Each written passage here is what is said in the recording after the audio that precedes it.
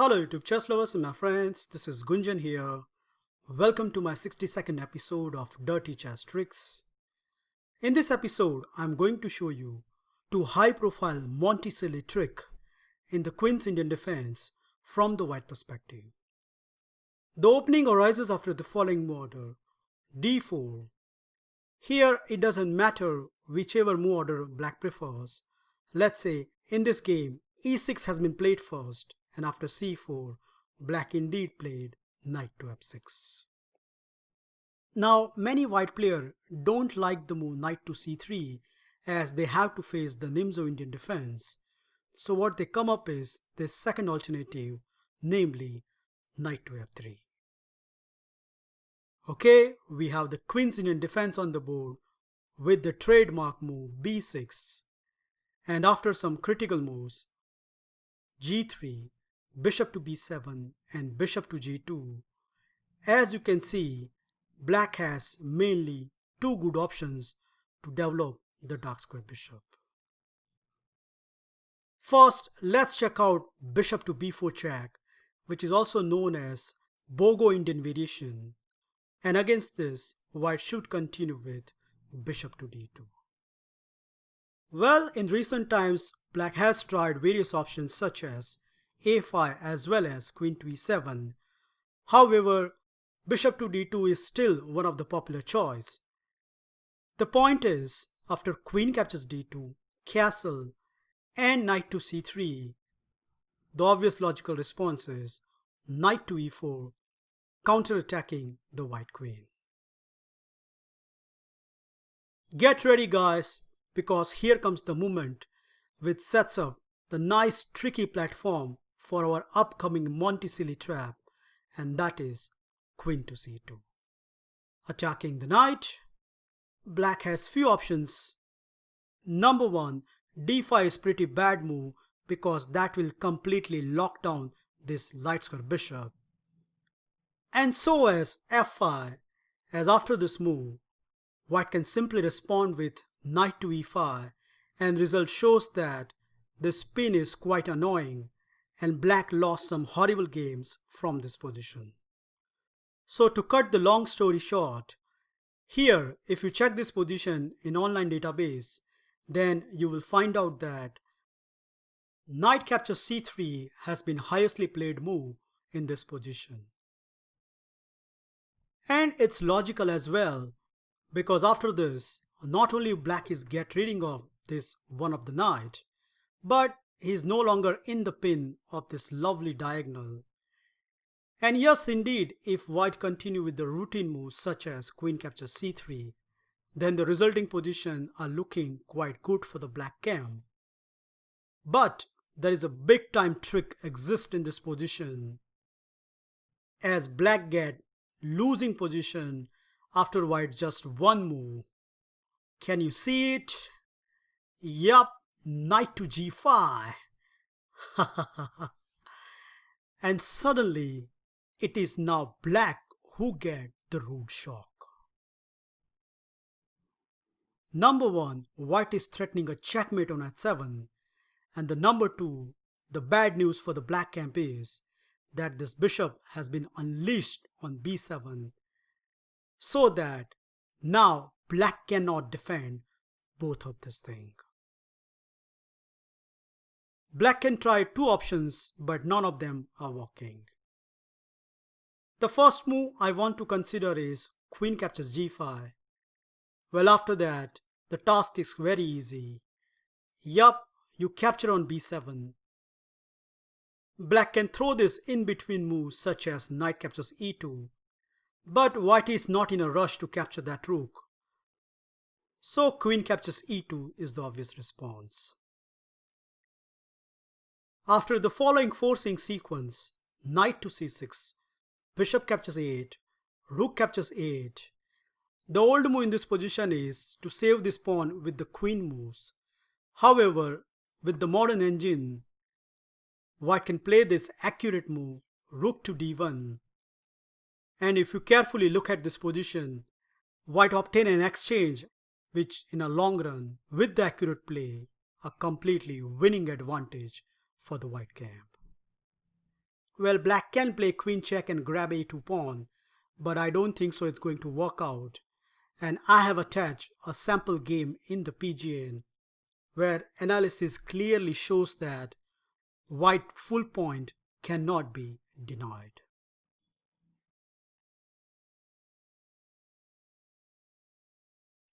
Okay, what happens if black continue with knight to e4? Well, more or less same story as we are going to continue with bishop captures e4, and our threats are remain as it is. Black cannot save his bishop. For example, if he continue with either the move c6 or d5, then that doesn't stop white, as white has this wonderful tactic, bishop captures d5, and black will still lose the rook in the corner. So that's right out of the equation. The best response for the black is to capture this bishop, but after bishop takes, queen takes. As the mating threat is as it is, black has no time to save the rook. So accordingly, queen captures g5 is the only logical response. But we transpose more or less to the same position after queen captures rook, knight to c6, queen to b7, and knight captures d4, where again black is an exchange down, but this time around he has some counterplay. Now, in order to understand how good this position is for the white, I like to show you a game where a grandmaster crushed a 2200 plus rated opponent within few moves from this position. White played our trademark move, rook to d1, so that if any checks happen, then he can safely play king to f1. Okay, black responded with direct threat, queen to e5, trying to checkmate the white.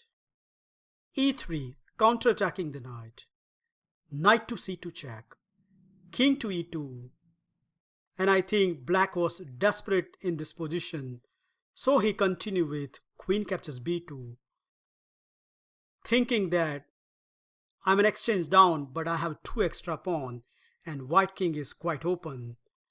But just one move, rook to d2, and suddenly black realized that he is in a big trouble. He tried queen to c3, unpinning the knight, but after white's next reply, rook to c1, it is confirmed that black is going to lose a piece. Queen c4, king to d1, and game continues for a few more moves, but one can safely see that once white munched this piece, then black defeat cannot be denied. Well, the proper Queen's Indian move is bishop to e7, and amazingly enough, even I found a line which create a similar trick against this variation. Here white should castle first, and after black castles, the most popular choice from the white side is to play knight to c3. However, rook to e1 sets up the same cunning tactical pattern.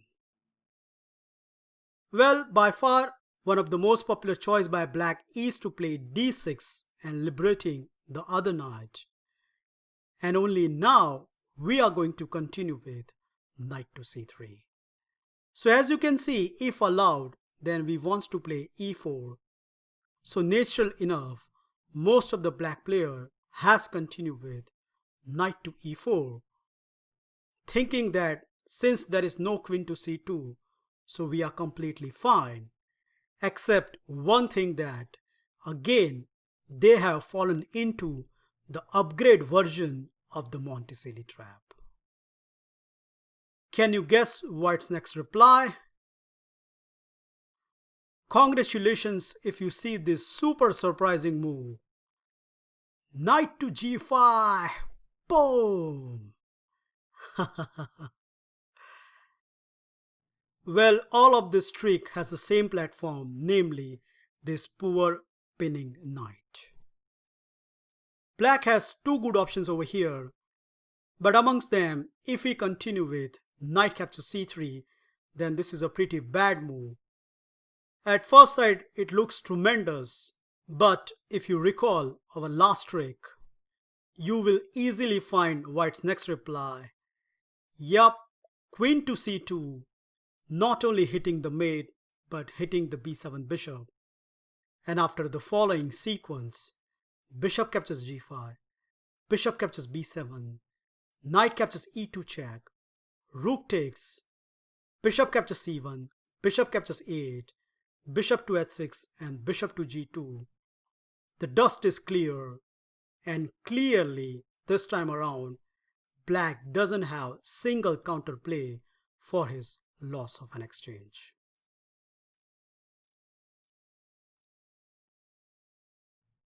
The better move in this position is bishop captures g5. However, white still get the winning position with bishop captures g5. Again, knight captures c3 fails because of the following sequence. Bishop captures d8, knight captures d1, bishop captures b7, rook captures d8, rook captures d1, knight to d7, bishop captures a8 and rook captures a8. At the end of the sequence, white is a clear exchange of without any pawn loss. So this is even worse for the black camp.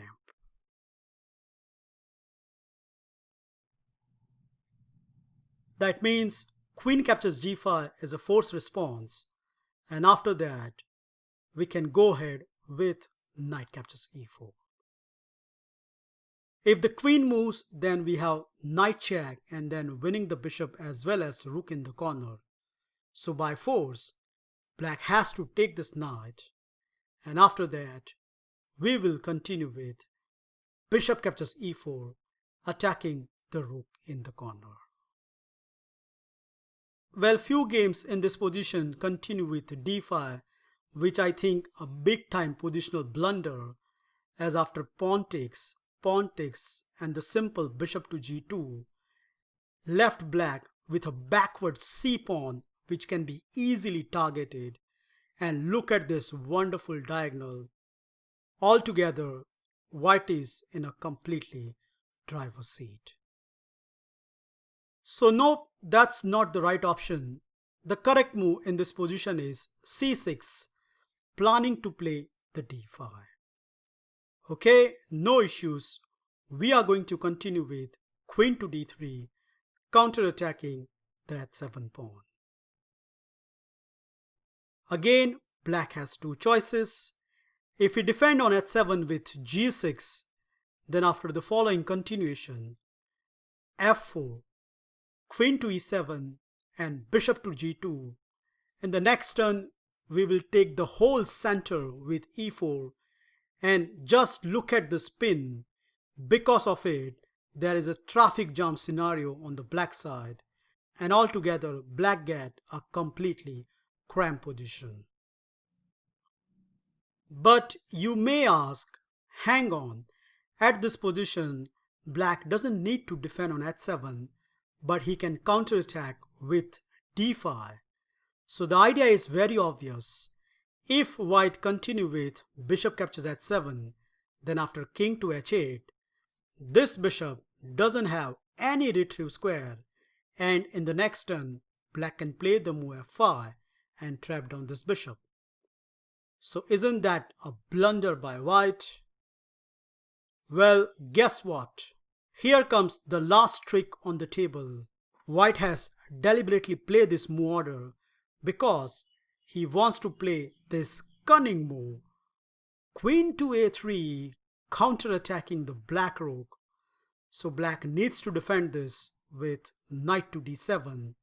And now that star bishop comes back in a style with bishop to d3.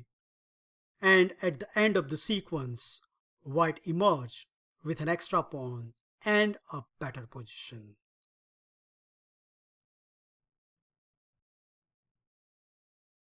That's it guys. I hope you enjoy and learn this two wonderful Monticelli trick in the Queen's Indian defense. Remember, invite your opponent to put this knight on this juicy e4 square so that you can unleash some of the cool tricks as I have shown in this video. Well, thank you for watching this video. Feel free to like, subscribe and comment, and I will meet you in my next episode very soon. Bye and take care.